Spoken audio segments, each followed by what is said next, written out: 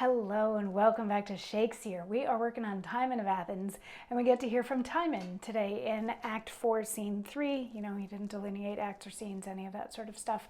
So Timon is not doing particularly well. He exploded at all of the citizens of Athens at this dinner. He was throwing stuff at them, and then he left Athens to go live in the woods among the beasts because they're going to be nicer to him than any of the other people would. And he didn't take anything with him when he left.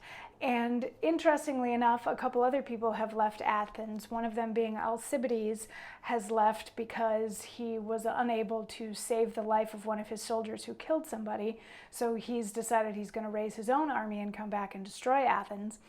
And also the steward, who may be Flavius, depending on how you want to interpret the fact that he only has a name in one scene in the folio, all of that sort of thing, has decided that he's going to follow after Timon too. He gave the last of his earnings to Timon's other servants and said, let's all still remain friends.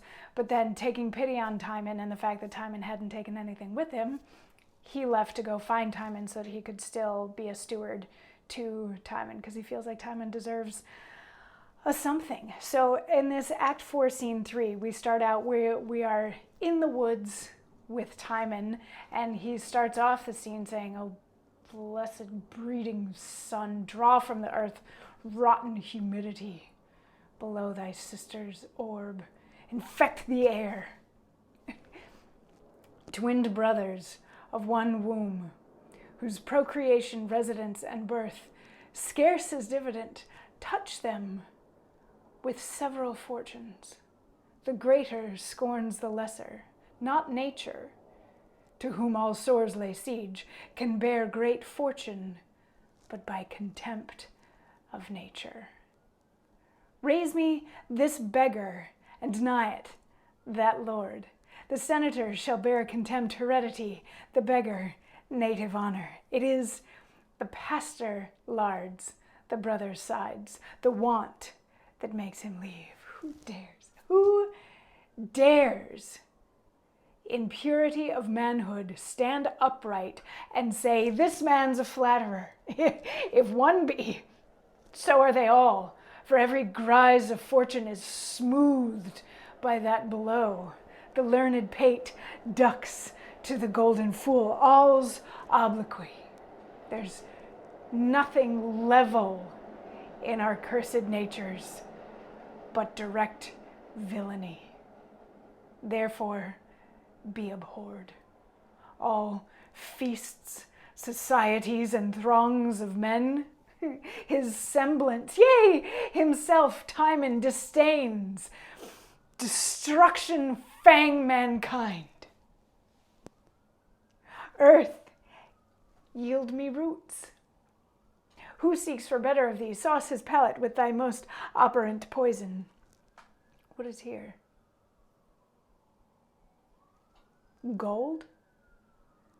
Yellow, glittering, precious gold. No, God, I am no idle votress. Roots, you clear heavens. Thus much of this will make black white, foul fair, right wrong right, base noble, old young, coward valiant. Oh, you gods, why this? What this, you gods? Why this will lug your priests and servants from your sides, pluck stout men's pillows from below their heads? This yellow slave will knit and break religions, bless the accursed, make the whore leprosy adored, place thieves and give them title, knee, and approbation, with senators on the bench. This is it that makes the wappened widow wed again, she whom the spill house and ulcerous sores would cast the gorge at. This embalms and spices to the April day again. Come, damned earth, thou common whore of mankind that puts odds among the rout of nations. I will make thee do thy right nature. Huh. A drum. Thou art quick, but yet I'll bury thee. Thou'lt go, strong thief, when gouty keepers of thee cannot stand. Nay, stay thou out for earnest. So it's not quite King Lear in his craziness out in the woods, but he is not necessarily doing well. He's spending the first half of this continuing to curse the earth and everyone on it and all these sorts of things. But then he starts musing a bit about sort of a nature versus nurture thing, how, two people, or he says brothers, but he was just talking about the sun and the earth, so it could be any sort of celestial beings, human beings, whatever.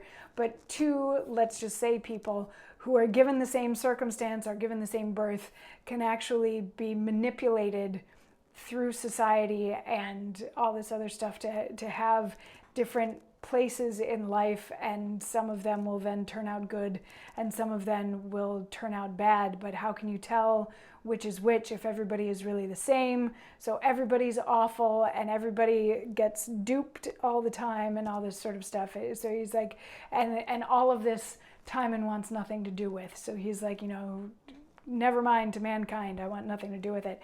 And he starts digging to try to find roots to eat, like potatoes or sweet potatoes or something like that. He's digging to try to find some stuff, and he finds a bag of gold instead, and then starts ranting, I would say musing, but it's more of ranting about the evils of money and what money can do and what money can do to people. He doesn't find a lot, but he's like, this much money could turn the whole world upside down and make good people bad and make cowards valiant and make old women desirable again, or make them want to get married again. All of these sorts of things, like people that nobody would pay attention to, thieves, if they have enough money, can buy their way onto the Senate. All of this sort of thing. He's like, this is danger. This little bag of gold that I found is pure evil and pure danger. So he goes as if he's going to bury it again, and he hears a drum sound far off. So he wants to hide it and hide himself. But then at the very end, he's like, no, I'm not going to go. I'm not going to hide just yet. And then Alcibiades and a whole bunch of people, well, several people, his army and a couple of women who are following him around, they come in, and we'll get into that conversation tomorrow, because there's going to be, there's a lot in that conversation. And this piece is, I think today's monologue is still, I think it's very valid and salient in today's times. Just sit and have a think about that for today, and then come on back tomorrow and we'll find out when Alcibiades comes in. I'll see you then. Mwah.